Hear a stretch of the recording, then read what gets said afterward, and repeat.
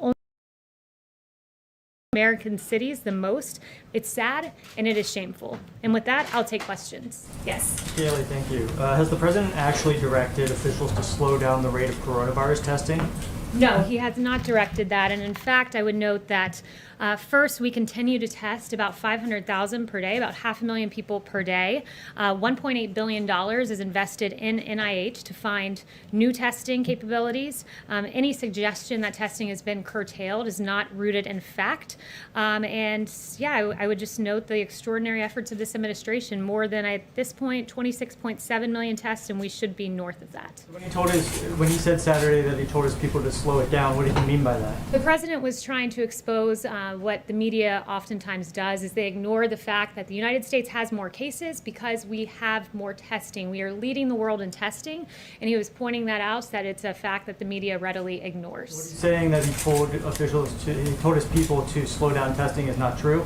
It was a comment that he made in jest. It's a comment that he made in passing, specifically with regard to the media coverage and pointing out the fact that the media never acknowledges that we have more cases because when you test more people, you find more cases. Is it appropriate to joke about coronavirus when 120,000 people have died? He was not joking about coronavirus. I just said he was joking about the media and their failure to understand the fact that when you test more, you also find more cases. Kayleigh, thanks so much. To follow up on that, has the president ever delayed the allocation of federal funding that's already been dedicated to national testing? No, on the contrary, the president has led the way to make us the leading country in the world on testing. In fact, the FDA has authorized 144 tests under EUA's emergency use authorizations. These include 122 molecular tests, 21 antibody tests, 1 antigen test, and the president has led the way in making us the world's leader with regard to testing. The administration sitting on about $14 billion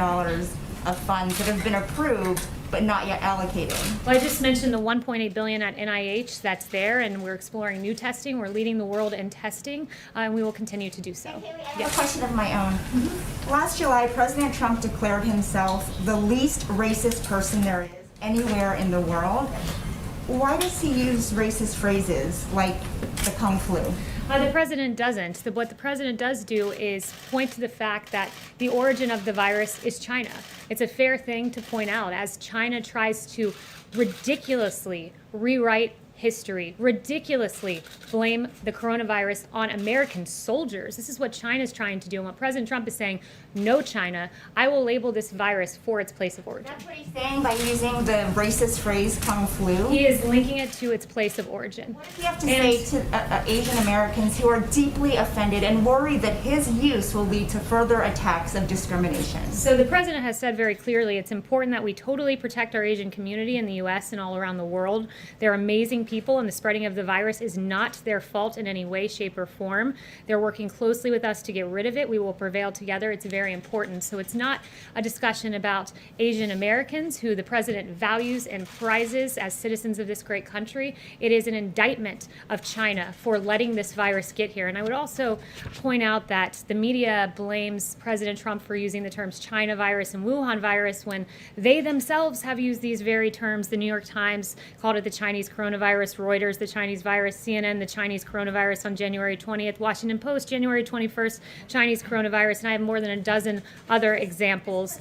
Category, Kayleigh. Kung flu is extremely offensive to many people in the Asian American community. To be clear, are you saying the White House does not believe it is racist? To be clear, I think the media is trying to play games with the terminology of this virus, where the focus should be on the fact that China let this out of their country. The same phrase that the media roundly now condemns has been used by the media. I can go more examples. Wuhan virus, CNN said on January 22nd, and we can go on and on and on. So while the media wants to focus on nomenclature, the president's going to focus on action. Yes. Kayleigh, the president and the attorney general over the weekend offered different explanations behind the firing of Jeffrey Berman, the U.S. attorney for the Southern District of New York.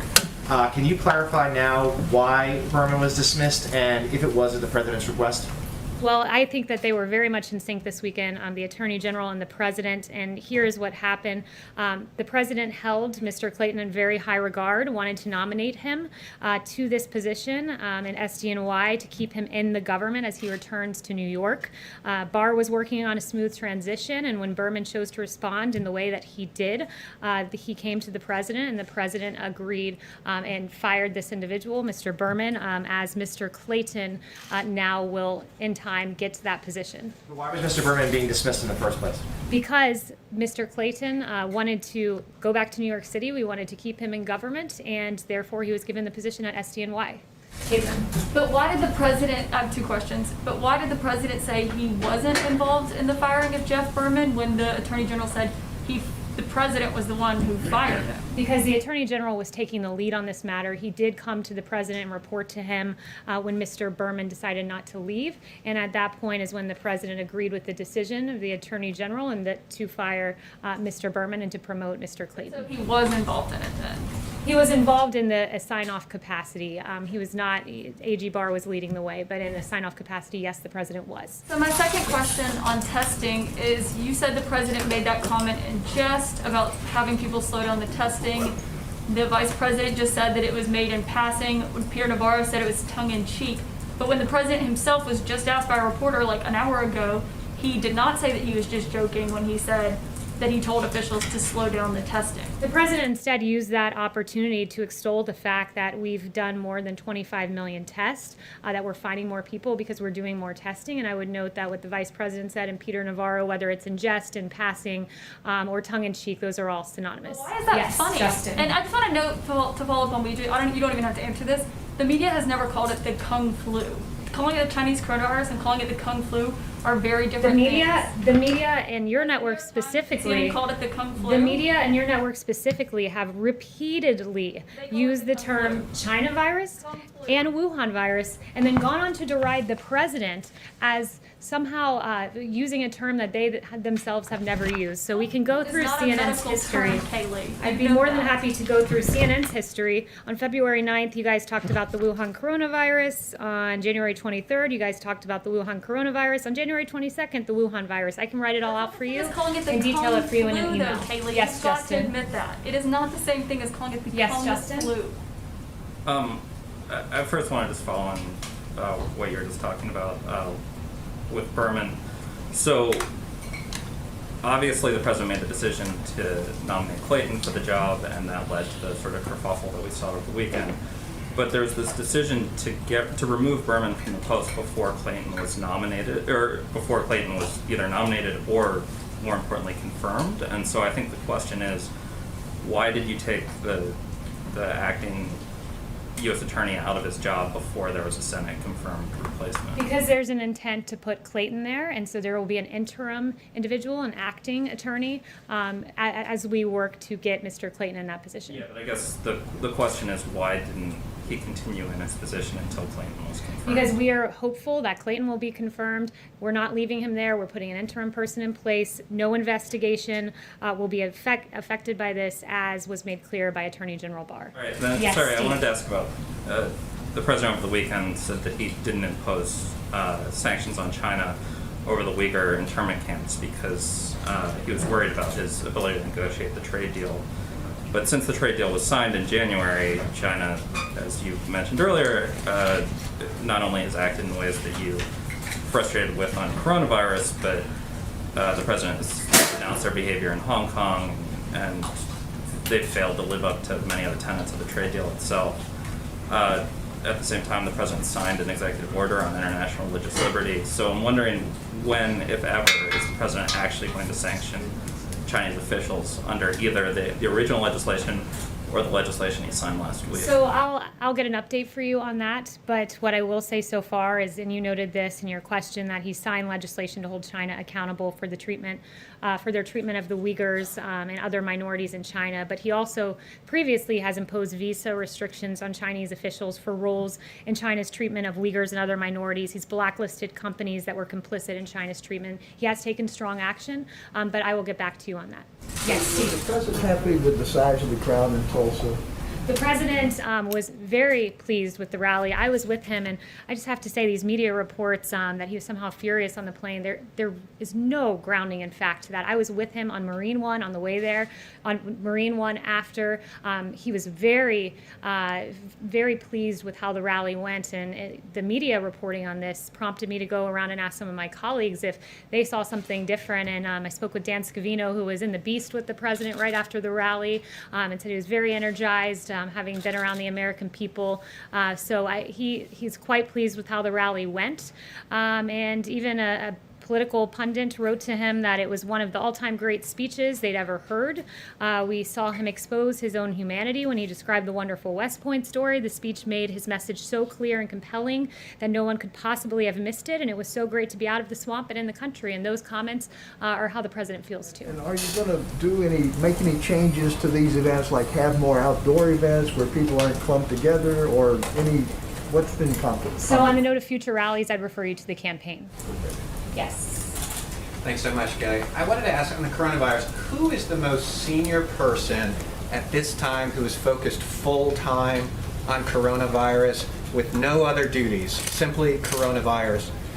Who would that person be, and what type of authority does this person have to spend U.S. resources? So in the Trump administration, we're quite good at doing two things at once. We're expected to do many things at one time. The vice president is continuing to lead the task force. They meet regularly. Dr. Fauci is there. Dr. Birx is there. Dr. Redfield is there. They're regularly talking to governors. They had a governor's call today. The president is regularly briefed about the state of coronavirus and is regularly involved in decision making as we move forward. Is there a specific person who is focused on this full time with no other duties? A lot of people are focused on this full The most time. senior person, who would that be? Dr. Redfield, Dr. Birx, Dr. Fauci, all of our experts are involved. The vice president leads the task force each and every day, but we do many things at once in this administration, and we've done quite a good job with coronavirus. And it's we're pleased to see that it's a tragedy anytime a life is lost to coronavirus, but we are pleased to see that yesterday, for the first time, there were under 300 fatalities. So we are trending in the right direction. We're aware when there arises here and there, and those embers, we are equipped to go in, to handle, to put out, and to save as many lives as possible. And thanks to President Trump, could have lost 3 million lives, but we lost far fewer because President Trump took action early. Yes. Kayleigh, two on Venezuela, but first I just wanted to follow up very quickly on Weisha's question and Caitlin's follow-up. Does the president regret using the term Kung Flu, regardless of the fact that media organizations, including my own, had early on described the virus as the Wuhan virus? That is a different thing than saying Kung Flu. Does the president regret using that term? The president never regrets putting the onus back on China, pointing out that China is responsible for this, and in the process standing up for U.S. troops who are being blamed by China in a campaign of misinformation. And on Venezuela, who does the president consider to be the legitimate leader of Venezuela? And is he still interested in any form in meeting with President Nicolás Maduro? Yeah, I'm very glad you asked this question. The president tweeted today that unlike the radical left, I will always stand against socialism and with the people of Venezuela. My administration has always stood on the side of freedom and liberty and against the oppressive Maduro regime. Nothing has changed. He continues to recognize Juan Guaido as the leader of Venezuela. Does he reject the characterization in John Bolton's book that he once said it would be cool to invade Venezuela? John Bolton has completely discredited himself. Multiple senior administration officials are on the record exposing his lies, and even the media seems to have taken note of John Bolton and how ridiculous some of the things he said. The reviews that his book has gotten have been rightly right on in the media. The media has said that this book is exceedingly tedious and slightly unhinged, bloated with self-importance. That was the New York Times. The New Yorker said he takes an inflated view of himself and a willingness to blame others for just about everything. The Federalist talked about the numerous serious factual flaws which have been underlined as being false by Pompeo, Lighthizer, and others who have all come out and said that this book is full of mistruths about themselves and about others in this administration, and certainly about the president. Does he claim that that was untrue then? Yes. Kayleigh, Yes. thank you very much. I wanted to go back to the SDNY and Berman. Was Jeffrey Berman fired because of investigations that he had overseen into President Trump's associates, including Rudy Giuliani and Michael Cohen. Was he fired because he had overseen those investigations? No, he was not. And as I noted earlier, and AG Barr noted, this will not disrupt the cases being handled by the district, which will proceed as normal. But is the president of the White House not at least concerned about the appearance of impropriety in the firing, given that those cases were being handled in his office? The administration has very clearly outlined the reason that he is leaving, and it is because Mr. Clayton will be moved into that role. Morgan. Thanks, Kayleigh. Is the White House concerned about the fact that coronavirus cases are now rising on a national basis after having plateaued, and does that require any new federal action? I think it's a very important question you're asking, and what I would note is the fatality numbers. We're pleased to see that number coming down. I would also point out that Dr. Birx said to me that a higher number of these cases are less severe cases per positive than at the beginning of this pandemic, because what's happening is because of our extraordinary work with testing, we're able to identify cases in the community before they develop symptoms and are in a hospital. So instead of identifying cases in hospitals, we're identifying them in the community, which is a really good and positive development, and we are equipped to handle when we see these embers that have occurred. Yamish. Hi, thanks, Kayleigh. I have two quick questions. The first is on the president has attacked the move to remove Confederate statues across the country. He said that it was an assault on, quote, our heritage. What does the White House and the president say to Americans who find it offensive to glorify people who owned other Americans, including enslaved African Americans? So I would note on statues that what we're seeing across the country is really quite confusing, because you're seeing statues defaced, like Gandhi's statue defaced and Ulysses S. Grant's statues defaced, and abolitionist Matthias Baldwin's statue defaced. At the same time, we're being told that George Washington's statue needs to come down and Thomas Jefferson's statue needs to come down. Where do you draw the line, from Gandhi all the way to George Washington? And it seems the American people very much agree with the president on this, on not bringing down these statues. Less than a third of those polled, according to Morning Consult, think these statues should be taken down. 61% oppose it, according to Marist. 62% according to Marist. So I would point that out, and I would say that when people watch these statue defacements and the beheading of some of these statues like Christopher Columbus, where do you draw the line? Because apparently the line goes all the way to Gandhi. So this week, yes. And then my second question is, going back to the issue of Kung Flu, I spoke to Kellyanne Conway in March. She said that it was highly offensive and wrong to use that term. Does the president agree with Kellyanne Conway, or is he now saying that that term is not highly offensive and wrong? Because again, that was Kellyanne Conway's own words saying Kung Flu is wrong. The president does not believe it's offensive to note that this virus came from China, and to stand up for our U.S. military, who China is making an active effort to completely defame, and that is unacceptable to the president. You're okay with, again, just to go back to what I said to Kellyanne, as I said to Kellyanne Conway, she said that it was wrong and offensive. Are you saying that she was wrong to say that? Chanel. Are you saying that she was wrong to say On that? John Bolton and his book, if he goes unprosecuted, does the administration feel that this would set, or does it fear that this would set a precedent or embolden public servants to violate their oaths to this nation for political purposes? Absolutely, that's a concern. Look, the information in John Bolton's book was classified information as confirmed by the most senior national security and intelligence officials. And look, you have NSA Director Nakasone saying that this could cause permanent loss of a valuable source, intelligence source, and damage to the U.S. intelligence system. DNI Radcliffe saying virtually the same. You have another government official saying the unauthorized disclosure of this information could reasonably be expected to enable foreign threat actors.